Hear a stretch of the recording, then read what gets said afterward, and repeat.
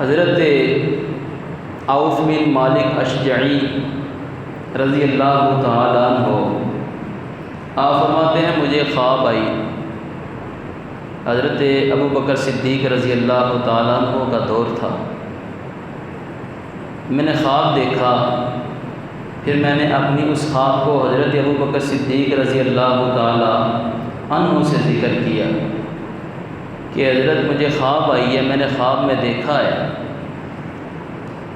کہ حضرت عمر رضی اللہ تعالیٰ عنہ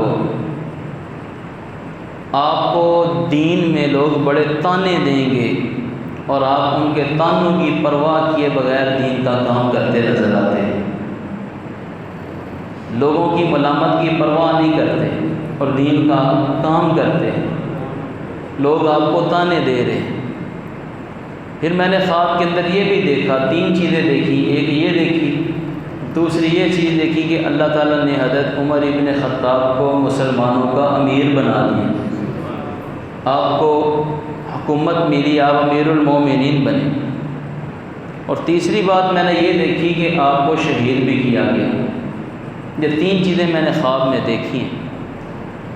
حضرت ابو بکر صدیق رضی اللہ تعالیٰ عنہ آپ فرماتے ہیں کہ مجھے عمر کو بلا لینے دو، تم یہ باتیں عمر کے سامنے بیان کرو.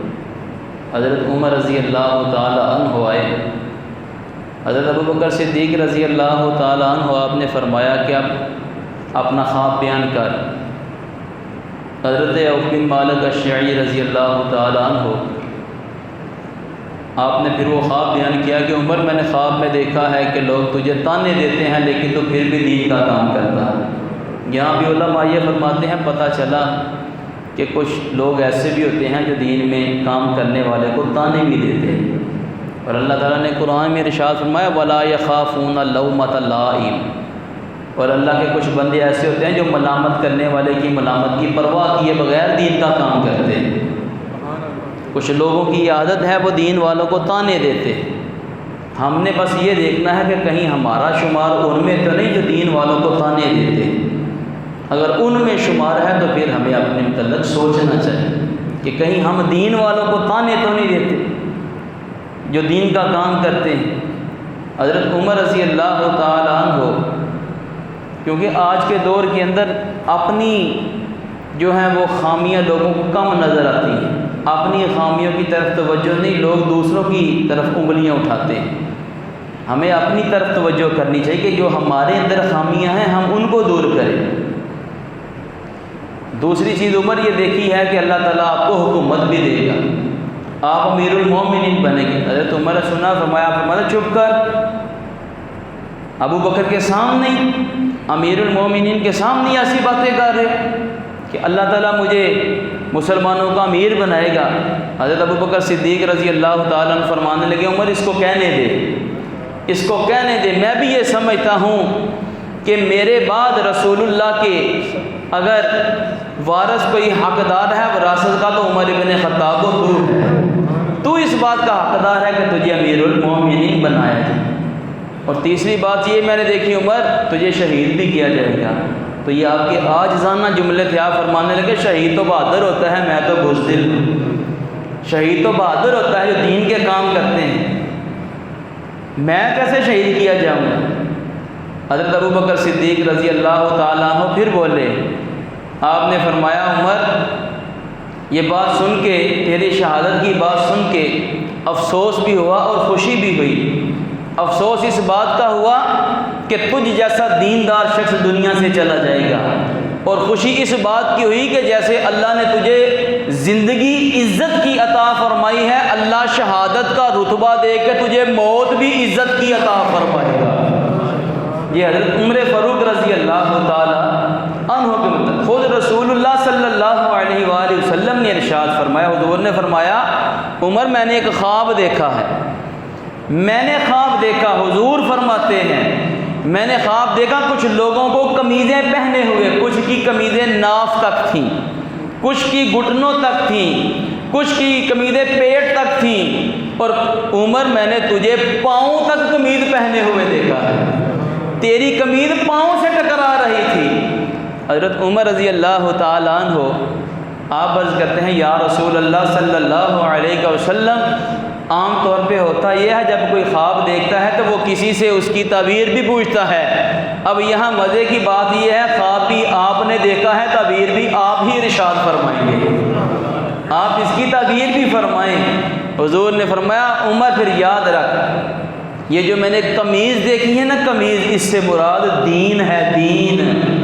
کچھ لوگ پیٹ تک دین کے ساتھ وابستہ ہوں گے، کچھ ناف تک، کچھ گھٹنوں تک۔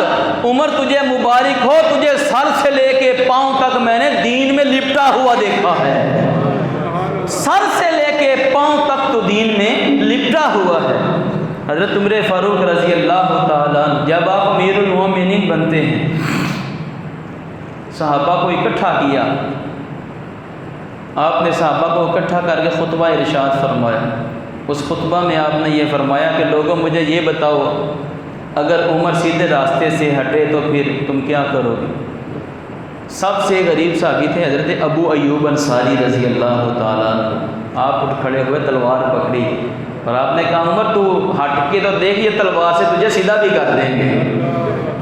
یہ کس کو کہا جا رہا ہے؟ جو امیر المومنین ہے، جو حکمران ہے، حاکم وقت ہے۔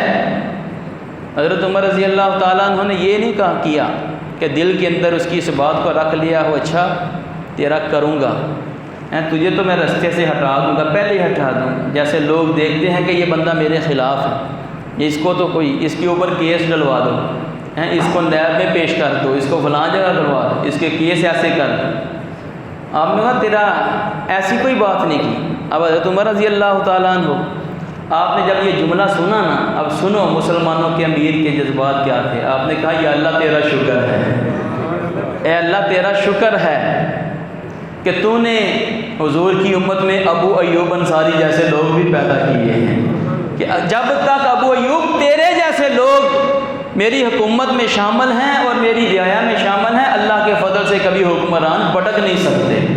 تو حضرت عمر فاروق رضی اللہ تعالیٰ عنہ، آپ نے فرمایا میری سختی تھی، میں امیر المومنین بننے سے پہلے سخت تھا، اس لیے کہ رسول اللہ نرم تھے، حضرت ابو بکر صدیق رضی اللہ تعالیٰ عنہ نرم تھے، تب میں تمہارے لیے سخت تھا، اب میں تم پر حاکم مقرر کر دیا گیا ہوں، اب میں تمہارا امیر ہوں، اب میری سختی تمہارے لیے نہیں ہوگی، ہاں میری سختی ان کے لیے ہوگی جو دین کے باغی ہوں گے، جو دین سے وفاداری نہ کریں گے، جو دین سے بے وفائیاں کریں گے، اب میری سختی صرف ان لوگوں کے لیے ہوگی۔